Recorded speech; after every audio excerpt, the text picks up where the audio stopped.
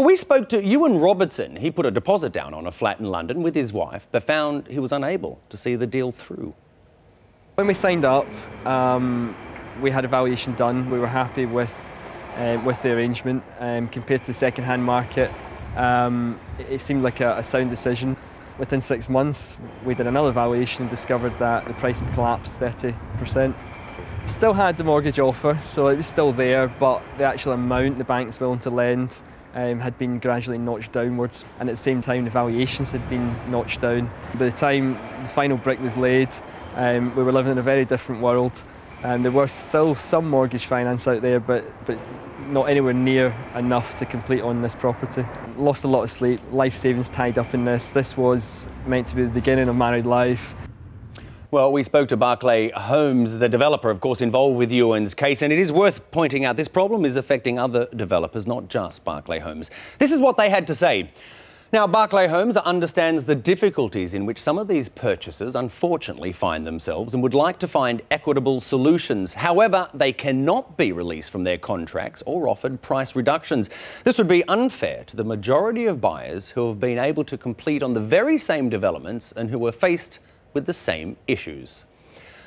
Well, let's try and understand what's going on here, because Jeremy Raj joins us. He's a lawyer at Wedlake Bell. Jeremy, welcome to breakfast. Just explain in a nutshell, if you can, what the problem here is. What's going on? The problem really is one of timing. When you buy a property off plan, you go to see it, you decide you want to buy it, you exchange contracts under the English legal system, at which point you put down a 10% deposit. If you're buying off plan, you've then got to wait for the property to be built, and if during that period things go wrong in the economy, you're buying something under very different circumstances, which may be worth a lot less. Absolutely. Now, you can understand that some people out there may not have too much sympathy for buy-to-let investors, but as we saw in Ewan's case, it's not just buy-to-let investors this is affecting. Correct. This can affect anybody that bought off plan. There's a whole spectrum of people that have done this. For example, the first-time buyers, such as we've just seen, who put their life savings into a property, or perhaps the elderly couple whose pension has been decimated, who decided that the only safe thing to do was to put their money into bricks and mortar. Maybe at the other end of the spectrum, you've got a banker who was given £1 million bonus and decided to make a killing on the property market. Absolutely. Are there any legal loopholes, I should say, that a buyer can use to, I guess, avoid being sued?